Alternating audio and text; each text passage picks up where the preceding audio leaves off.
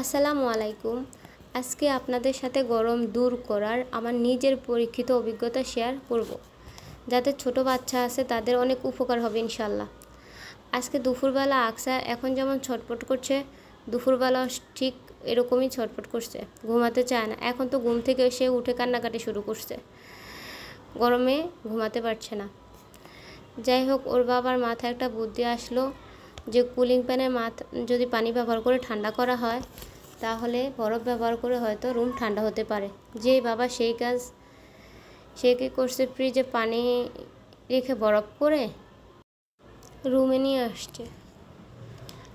এখন কিসে রাখবে ওইটা খুঁজতেছে। যাক, একটা টুল এনে সেটাতে রাখলো।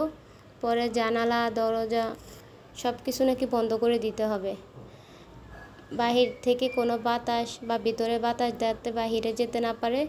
সেজন্য সে কী করছে, জানালা দরজা সব কিছু বন্ধ করে দিবে, যাতে ভিতরে যে ঠান্ডাটা তৈরি হবে সেটা যাতে বাহিরে বেরোতে না পারে।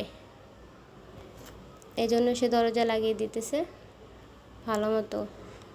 উপরে ফ্যান চলতেছে, আরেকটা দরজাও খোলা ছিল, ওইটাও লাগিয়ে দিচ্ছে।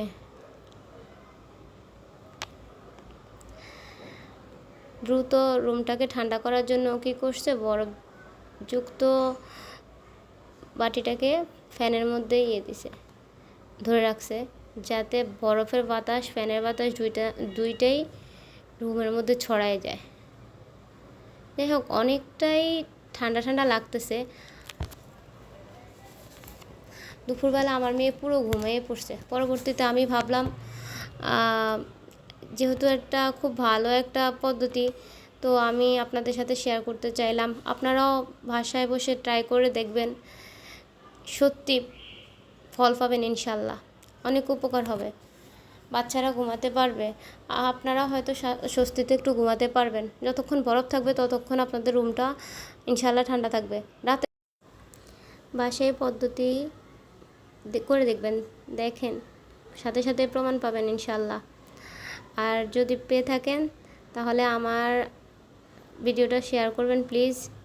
কি সুন্দর দেখেন, আমার মেয়েটা ঠান্ডা পড়ার পরই ঘুমিয়ে পড়েছে, একদম ঘুমে নিশ্চুপ, রুম ঠান্ডা হয়ে গেছে।